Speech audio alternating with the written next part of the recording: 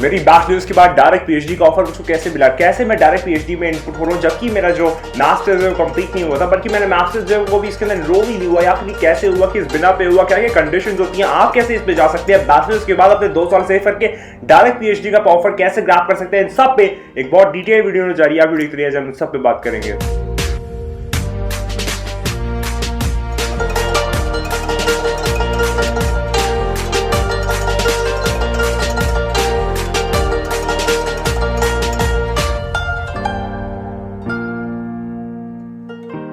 बात स्टार्ट करते हैं तो आज मैं बात करने जा रहा हूं कि आप बैचलर्स के बाद डायरेक्ट पीएचडी में कैसे एनरोल हो सकते हैं, कैसे दाखिला ले सकते हैं, कैसे जा सकते हैं और ऑफर लेटर कैसे रिसीव कर सकते हैं। देखिए नॉर्मल प्रोसेस या नॉर्मल प्रोसीजर ये होता है कि पहले आप बैचलर्स करें 4 साल का, फिर मास्टर्स करें 2 साल का, फिर पीएचडी में आप एनरोल हो पाए।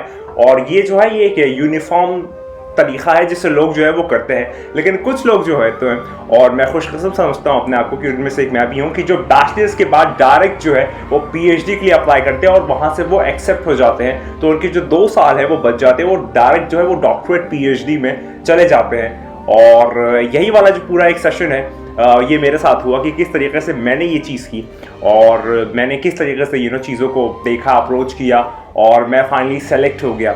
मैं आपको आज बताने जा रहा हूँ इन सब पे, तो चलिए स्टार्ट करते हैं। तो फिर मैं बहुत ज़्यादा कैजुअल रखूंगा टॉक को, बहुत ज़्यादा फॉर्मल नहीं करूँगा ताकि आप लोगों को समझने में मुश्किल ना हो। बहुत ईजी है, जब आप बैचलर्स कर रहे हो ना तो आप बहुत ऑप्टिमिस्टिक और बहुत मोटिवेटेड होना चाहिए अपने गोल्स को लेके, अपने फ्यूचर एंडेवर्स को लेके। हालांकि जो खुदा चाहता है वही होता है, लेकिन फिर भी आप अपनी तरफ से तो एफर्ट्स करें, कोशिश करें, पूरा जो आपका एक पूरा आप कह सकते हैं एक स्ट्रक्चर है वो एकदम 100% होना चाहिए अपनी तरफ से। बाकी ईश्वर की मर्जी है, भगवान की मर्जी है, खुदा की मर्जी की वो आपके लिए प्लान आउट करता है। तो इसी तरीके से मैंने अपने बैचलर्स के 4 साल जो है वो खूब मेहनत की, बहुत अच्छे से एकेडमिक्स जो है वो अपना मेंटेन किया, साथ में एक्स्ट्रा करिकुलर एक्टिविटीज़ जो है उसमें भी काफ़ी काम किया। साथ ही साथ मैंने और क्या चीज़ें की जो मैं आपको बता रहा हूँ कि अपने 4 साल में मैंने क्या किया और जो मेरे लिए एक पीएचडी का ऑफर लेटर एक्सेप्टेंस का जरिया या रीजन बना। मैंने अपने जो बैचलर उसके दौरान 4 साल में काफ़ी जो रिसर्चर्स थे ऑस्ट्रेलिया के, कनाडा के, उनको अप्रोच आउट किया, उनको रीच आउट किया, उनसे कनेक्ट किया और कनेक्ट करने के बाद उनके जो प्रोजेक्ट्स थे, जो उनके लाइफ प्रोजेक्ट्स थे, उस पर आपने थोड़ा सा कंट्रीब्यूशन किया कि फॉर एग्जांपल एक अली पाई फाउंडेशन करके कनाडा में, उसमें मैंने अपना थोड़ा सा इनपुट दिया, एज अ मैथमेटिकल रिसर्चर मैंने काम किया, तो एक ये चीज़ मैंने उनके साथ की। अगर मैं आपको बताऊँ कि ऑकलैंड में एक होते हैं प्रोफेसर, उनके साथ मैंने काम किया, उनके थोड़ा रिसर्च फॉर्मेट जो होता है वो सारी चीज़ें की और फिर रिसर्च राइटिंग की और उनका फिर रिव्यू किया। ये सारी जो चीज़ें छोटी छोटी ये मैं अपने 4 सालों में करते हुए आ रहा था, तो मेरा जो रिसर्च का एक्सपीरियंस है वो बिल्डअप हो रहा था एक के बाद एक। तो इस तरीके से मुझको नेटवर्किंग भी हुई, काफ़ी लोग मुझको मिले भी और साथ ही साथ मुझको अपॉर्चुनिटी भी जो है उस तरीके से मिल रही थी एक के बाद एक। इसी तरीके से मैंने फिर एक इंदौर में, इंडिया में एक जगह इंदौर, वहाँ पर एक मेदांता हॉस्पिटल है, उनके साथ मैंने काम किया एज अ रिसर्चर, थोड़ा सा क्लिनिकल ट्रायल्स करवाना या फिर थोड़ा सा इंटरव्यू लेना या फिर जो भी रिसर्च का काम होता है, रिसर्च के फाउंडेशन में जो काम आते हैं वो सारे के सारे मैं अपने 4 सालों में कर रहा था। अब आप ये ना समझिए यूनिवर्सिटी आपको जाके करवाएगी, इर्रेस्पेक्टिव ऑफ यूनिवर्सिटी, ये जो है वो आपको खुद जाके करना होगा, आपको खुद जो है वो रीच आउट करना होगा लोगों को, आपको खुद जाके नेटवर्किंग करनी होगी, आपको खुद जाके कनेक्शंस बनाने होंगे। अब इसके अंदर लिंक्डइन जो है वो एक बहुत इंपॉर्टेंट टूल है और बहुत सारे लोग जो है वो लिंक्डइन सिर्फ आईडी बना के, मैं कल ही बात कर रहा था अपने ऑफिस में, सिर्फ आईडी बना के वो छोड़ देते हैं, उसको वो एक्टिवेटेड नहीं रखते और उसके एक्टिव नहीं रहते उस पर। तो ये एक बहुत गलत चीज़ है। आपका जो मेन मोटिव और पर्सपेक्टिव होना चाहिए वो था नेटवर्किंग जितनी स्ट्रॉन्ग, नेटवर्किंग जितनी ज़्यादा पावरफुल, उतना ज़्यादा आपके चांसेस बढ़ जाते हैं लोगों तक पहुंचने के, लोगों तक जाने के, क्योंकि आप जो है वो अपनी बात अगर एक से कहेंगे तो वो अनेक से कहेगा, अगर आप एक आदमी को कुछ कहेंगे तो वो बहुत सारे लोगों से कुछ कहेगा।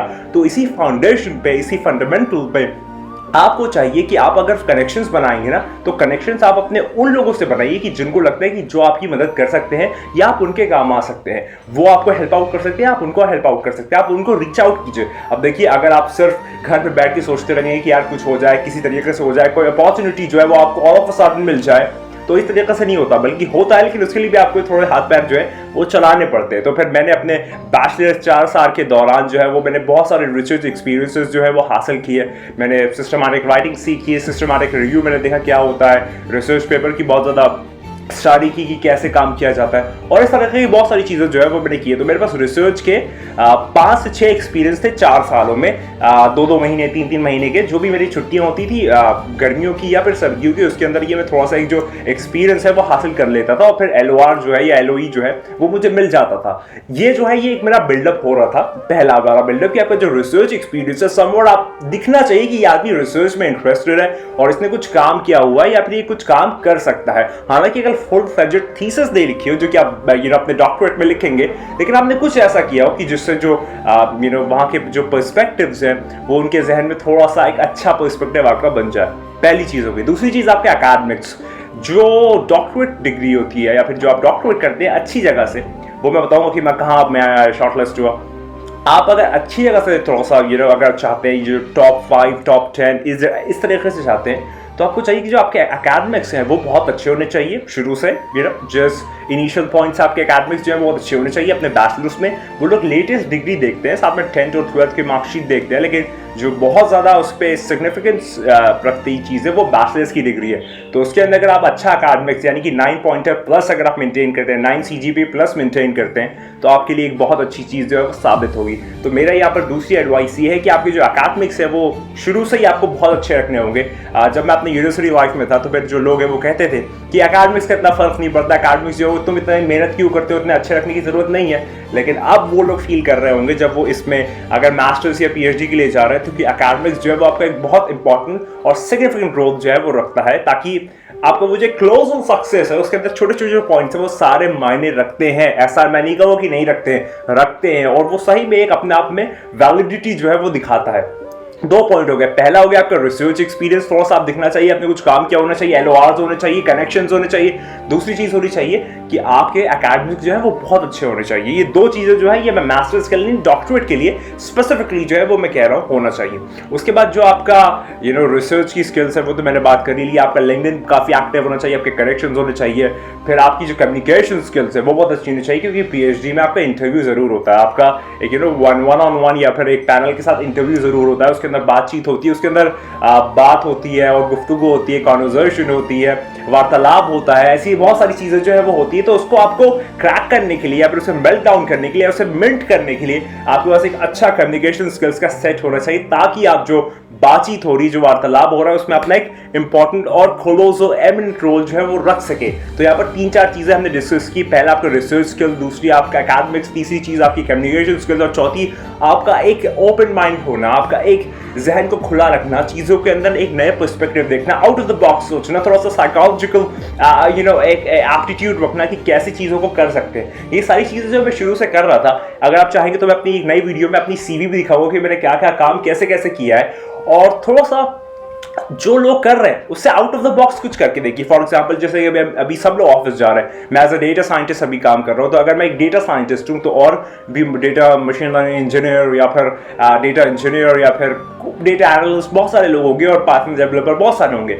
लेकिन वो सुबह आते होंगे काम पे, दिन भर काम करते होंगे, घर पे जाके आराम करते होंगे। मैं क्या करता हूँ, मैं सुबह उठता हूँ, अपना और सब नाश्ता वाश्ता करता हूँ, वीडियो बनाता हूँ, पूरा दिन वहाँ पर काम करता हूँ, वहाँ पर भी दिन में मौका निकाल के एक वीडियो बना लेता हूँ, फिर शाम के वक्त जो है वो फिर आके घर पे एक वीडियो बनाता हूँ। यानी कि एक पूरा कंप्लीट पैकेज जो है वो मैं दे रहा हूँ, 2 चैनल्स जो है वो चला रहा हूँ। तो कहीं ना कहीं आपका एक ये इसका वास्ट डोमेन दिखता है कि यार इसके पास पोटेंशियल है कि ये बहुत सारी चीजें जो है वो मैनेज कर सकता है। मैं किताब भी लिखता हूँ, मैं अरबिक न्यूमरोलॉजी की एसोटेरिक नॉलेज में भी डील करता हूँ, मैं थियोलॉजी में बहुत इंटरेस्टेड हूँ, मैं किताबें पढ़ता हूँ, मैं किताबें लिखता हूँ, अभी एक बुक चैप्टर जो है उस पर मैं काम कर रहा हूँ। तो इस तरह की बहुत सारी चीजें जो है वो एक आपका वाइड वैरायटी ऑफ डोमेन या एक्सपर्टाइज जो है वो दिखाता है, जो आपको एक पोटेंशियल क्लाइंट या फिर एक पोटेंशियल आप प्रोस्पेक्टिव जो है वो डिक्लेयर करता है। तो इन जनरल ये 4 से 5 चीजें जो कि नॉर्मल लोग नहीं करते, और अगर आप करते हैं, आपका अगर डिजिटल कंटेंट जो है वो मौजूद है इंटरनेट पे और कोई भी उसे एक्सेस कर पा रहा है, या फिर आपकी जो एक public profile for example LinkedIn की प्रोफाइल है, अगर वो पब्लिकली एक्सेस कर पा रहा है, तो आपके वहां पर जितनी भी आपके माइलस्टोन्स हैं, आपके कुछ आपने कुछ अचीव किया है, कुछ अचीवमेंट्स है, तो वो देख के आपसे कहीं ना कहीं इंस्पायर होगा या फिर आपको वो रीच आउट करेगा। ये बहुत होता है जनरली मेरे साथ। तो मैं आपको यही एक सलाह दूंगा, एडवाइस दूंगा, गुजारिश करूंगा, रिक्वेस्ट करूंगा कि अपने आप को वाइड वैरायटी ऑफ डोमेन में फैला दे और एक्शंस परफॉर्म करते रहे, अनाउंस ना करें। आपके एक्शंस कभी कंप्लीट होंगे तो वो खुद अनाउंस हो जाएंगे कि भाई देखो इसने ये कर लिया, इसने ये कर लिया, इसने ये कर लिया। अब अभी जो मैं सारी चीजें कर रहा हूँ ये मैं पब्लिकली अनाउंस नहीं करता, लेकिन जब मैं उसे कर लेता हूँ तब मैं जरूर पब्लिकली अनाउंस करता हूँ। तो जैसे कि मेरे 4 साल के बैचलर्स के बाद मुझको एक डायरेक्ट पीएचडी ऑफर आया है यूनिवर्सिटी ऑफ ग्लासगो से। यूनिवर्सिटी ऑफ ग्लासगो से मुझको एक डायरेक्ट पीएचडी ऑफर में मेरा एक्सेप्टेंस हो गया है। अब वो जाना ना जाना मेरी मर्जी है, लेकिन मेरे पास एक ऑफर तो है, मेरे पास एक वैलिडिटी जो है, मेरे पास एक ऐसा एग्रीमेंट तो है जो कि मेरी क्रेडिबिलिटी को शो अप करता है। तो वो वाली चीजें जो है वो होती है। इससे पहले मुझको मास्टर्स 7 जगह से, दुनिया की 7 टॉप 7 या 8 यूनिवर्सिटीज में मुझको 7 एक्सेप्टेंस आए मास्टर्स के लिए डेटा साइंस में। तो ये सारी चीजें जो है ये अपने आप में आपको एक, आप कह सकते हैं एक स्ट्रॉन्ग फील करवाती है। आपके अंदर जो पोटेंशियल है उसका आपको रियलाइजेशन होता है। तो इस टाइप की जो चीजें वो बहुत जरूरी होती है। तो मुझे बैचलर्स के बाद 4 साल बाद 2 साल मास्टर्स करने की जरूरत नहीं पड़ी, मुझको डायरेक्ट पीएचडी का ऑफर आ गया यूनिवर्सिटी ऑफ ग्लासगो से। तो यूनिवर्सिटी ऑफ ग्लासगो में मुझको डायरेक्ट पीएचडी का एक्सेप्टेंस हो गया। इसके लिए जो मैंने आपको पॉइंट्स बताया वो है आपका रिसर्च स्किल्स, आपका काफी एक अच्छा एक्सपीरियंस होना चाहिए रिसर्च स्किल के साथ। दूसरी चीज आपके एकेडमिक्स बहुत अच्छे होने चाहिए। तीसरी चीज आपका जो एक कम्युनिकेशन स्किल्स का एक स्ट्रक्चर है वो बहुत अच्छा होना चाहिए। चौथी चीज आपका जो लोग कर रहे हैं उसके अलावा भी आप बहुत सारी चीजें कीजिए, उसके इर्रेस्पेक्टिव भी आप बहुत सारी चीजें कनेक्शन कायम कीजिए। इस वक्त ऊपर वाले भगवान ईश्वर की कृपा है, खुदा का शुक्र है कि Australia, Canada, France, Germany, USA और केनिया, जॉर्जिया, दुबई और गल्फ रीजन, थोड़ा सा इंडिया में अलग अलग शहर, ये इतनी जगहों पे मेरे कनेक्शंस जो है वो अभी पर मौजूद हैं। इस वक्त वो एग्जिस्ट करते हैं, एस्टैब्लिश्ड हैं। ऊपर वाले की बहुत शुक्रिया, मेरी कोई औकात और बिसात नहीं है, सिर्फ उसी की ज़ात है कि जिसके जरिए सारी चीज़ें हो गई। तो मैं आपको मोटिवेट इसलिए करना चाहता हूँ, आपको बताना इसलिए चाहता हूँ, आपको सामने ये पर्सपेक्टिव इसलिए रख रहा हूँ कि आप भी, अगर मैं कर सकता हूं तो आप भी कर सकते हैं। अगर ईश्वर चाहे कि अगर आप बैचलर्स करते हो और फिर 2 साल का मास्टर्स नहीं करना चाहते और अगर आप फिर डायरेक्ट पीएचडी में जाना चाहते हैं और उसके अंदर आप अपनी जो भी रिसर्च की आपका एक, आप कह सकते हैं एक रिसर्च का आपका आउटलाइनिंग या थीम है या प्रोजेक्ट है वो आप परस्यू करना चाहते हैं, तो फिर आप वो कर सकते हैं। बनिस्बत अगर आप ये सारी चीजें करें तो वो आपको और एनहांस करती है चीजें। उसके अंदर फिर आपका इंटरव्यू भी होता है, बहुत सारी चीजें होती है। लेकिन अगर आप ये करते हैं तो कहीं ना कहीं आप वो चीजें कर जाएंगे कि जो आपके लोग साथ वाले नहीं कर रहे, और अगर वो आप करेंगे तो आप ऑटोमेटिकली जो है वो बार को रेस कर देंगे, आप स्टैंडर्ड हाई कर देंगे। फिर लोग जो है वो आपसे बात करने में थोड़ा सा हिचकिचाएंगे और थोड़ा सा फील अप करेंगे कि हाँ यार इस बंदे ने कुछ किया है, इसने कुछ उखाड़ा है, इसके पास कुछ ऐसा चीज है यार, ये सही में अपने आप में इसके दिल में आग लगी हुई है, बहुत ऑप्टिमिस्टिक है, ये इसके बड़े विजन से ये बहुत बड़ा देखता है। इन चीजों में अपने आप को अभी डील करिए, यही वो टाइम है। तो मैं उम्मीद करता हूं मैंने आपको बहुत सारी चीजें जो क्लैरिफाई कर दी होगी। वीडियो बहुत लंबी ना खींचते हुए मैं इसको बस टू द पॉइंट रखते हुए यही कहूंगा कि अगर आप इस टाइप की और वीडियोस चाहते हैं तो कमेंट को प्लीज कमेंट कह रहा हूं, चैनल को प्लीज लाइक सब्सक्राइब और शेयर करें, कमेंट में जरूर जारी करें और ऐसे लोगों तक बहुत वीडियोस जो है वो पहुंचा दें। मैं और भी चीजें बताऊंगा कि इस तरीके की चीजें होती हैं और एज अ डेटा साइंटिस्ट मैं कैसे लाइफ को और वर्क को मैनेज करता हूं और इतने 2 चैनल जो है वो चला रहा हूं। इन सब पे डिटेल वीडियो में बात होगी, याद रखिए। और हमेशा मैं हर जगह पर ये कहता हूं कि तू नहीं है, बस वही है। खुदा को याद करो यार, खुदा को याद करो। खुदा हाफिज।